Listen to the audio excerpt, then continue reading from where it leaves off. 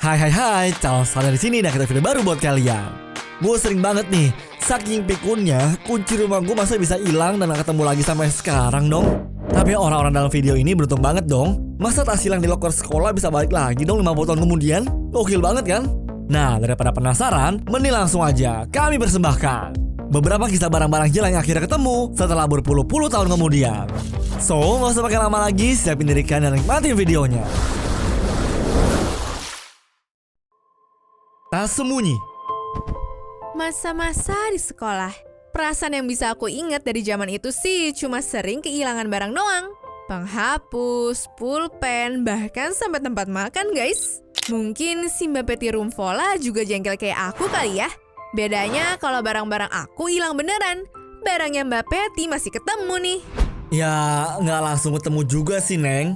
Nih, gue kasih kronologinya ya. Pertama-tama tuh sekolah berdiri tahun 1957. Terus si Mbak Peti ini lulus sekolah tahun 1961. Nah, tas dia tuh baru ketemu di tahun 2019. Buset, udah berapa tahun tuh tas hilang? Uniknya nih bang, tas dia tuh ditemuin di sela-sela antara loker sama tembok yang ditutupin pakai besi. Setelah ngelewatin 5 dekade, itu tas baru ditemuin sama petugas pas kebetulan besinya jatuh. Susah payah, pihak sekolah sampai nge-upload di Facebook buat nemuin pemilik itu tas guys. Tapi sayangnya pas sudah ketemu dan mau dibalikin, ternyata Mbak Peti udah meninggal duluan. Sayang banget ya. Medali. Selanjutnya ada medali perang yang sempat hilang di telan waktu guys. Rico Di Nobile, seorang manajer hotel Hollywood terkejut pas nemuin sebuah medali militer berusia 70 tahun dalam sebuah loker laundry. Setelah dicek, ternyata medali ini milik pahlawan perang pertama Hyman yang tewas dalam Perang Dunia Kedua karena berkorban buat nyelamatin teman-temannya guys. Medali ini pun ketinggalan tuh dalam loker laundry karena istri Hyman dulu tuh pernah nginep di sana guys. Ceritanya pas Hyman lagi ikut Perang Dunia Kedua, sang istri lagi mengandung putri mereka yang bernama Hayla Marin. Sejak Perang Dunia Kedua selesai, Marin tuh gak pernah ketemu deh sama sosok ayahnya. Kasian banget kan? Nah, karena Rocco sadar kalau medali ini penuh cerita pengorbanan, dia pun berniat tuh guys, mulangin medalinya langsung ke arah sang pahlawan. Kebetulan di Amerika Serikat tuh ada organisasi bernama Purple Hearts Reunited, yang mana adalah sebuah organisasi yang mengurus masalah kehilangan medali ke veteran perang. Ya, dengan bantuan dari organisasi itulah, Rocco tuh berhasil ketemu sama keluarga Hyman dan langsung ngasih medali itu ke si Hayla Marin.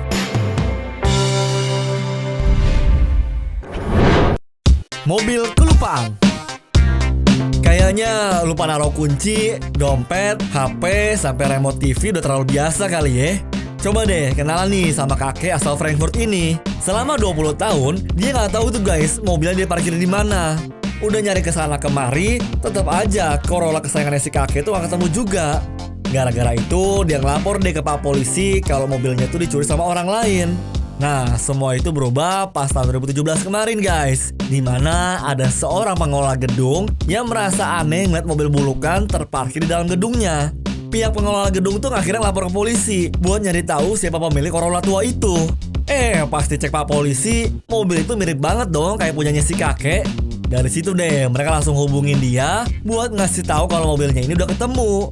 Tapi sayang banget tuh guys, mobil itu gak bisa jalan lagi karena udah terlalu lama terbengkalai. Mau gak mau ya si kakek harus ngerelain Corolla tua itu buat dikirim ke junkyard. Sedih banget ya, dipertemukan sebentar cuma untuk berpisah selamanya. Aduh. Dompet kecebur. Jujur-jujuran aja nih, barang yang paling sering gue lupa tuh hilangin tuh ya adalah dompet.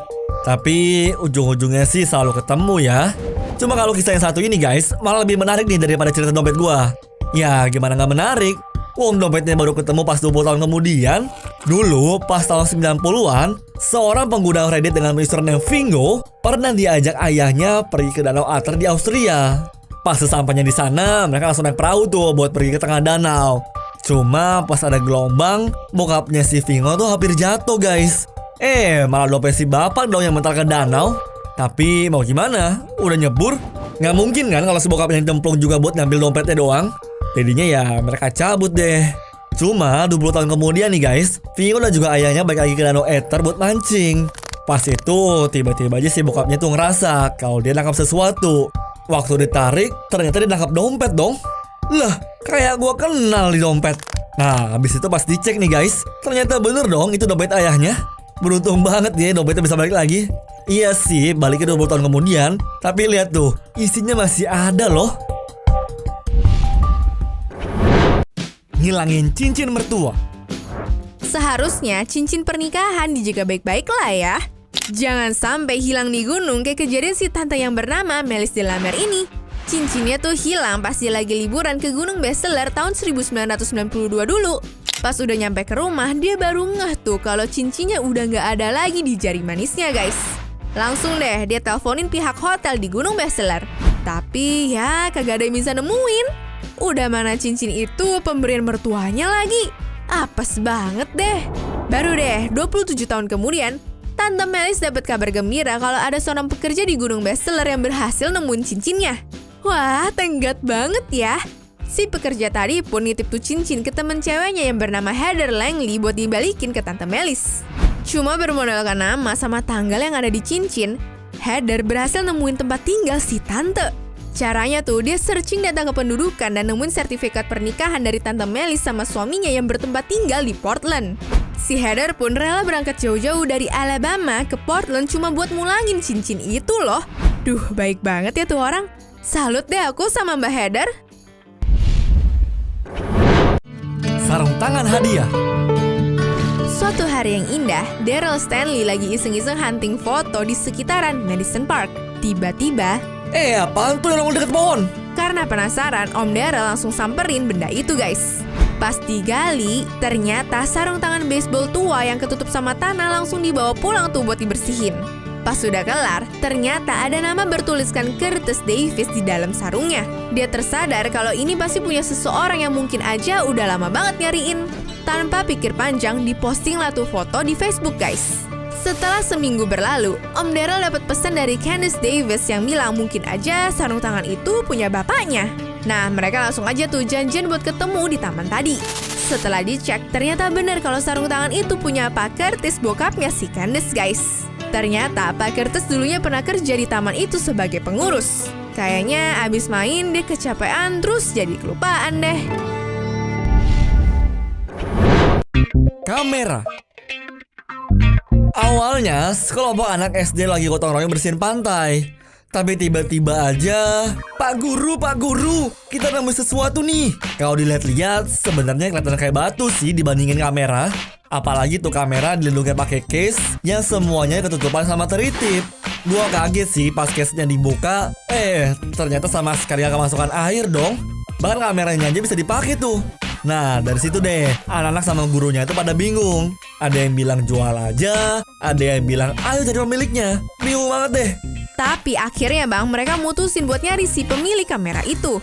Awalnya kalau dilihat dari isi kamera, mereka pikir ya punya orang Jepang. Makanya mereka ngepost isi foto-foto kamera itu di Facebook pakai bahasa Jepang dan Tiongkok. Sampai keesokan harinya, postan Facebook itu dilihat sama teman Serena Subakihara. Dijamin dia seneng banget kali ya. Ternyata ceritanya, pas tahun 2015, Serena yang merupakan mahasiswa Jepang lagi liburan di Ishigaki, Okinawa. Terus pas lagi scuba diving sama teman-temannya, Serena tuh kehilangan kamera dia karena berusaha nolongin temennya yang kekurangan oksigen. Udah dicari kemana-mana, tetep aja tuh kamera gak ketemu. Ternyata malah hanyut sampai ke laut di Taiwan dong. Heran sih, padahal udah 3 tahun loh. Anyways, cukup sampai di sini ya guys video hari ini. Sampai jumpa di video selanjutnya. Dah.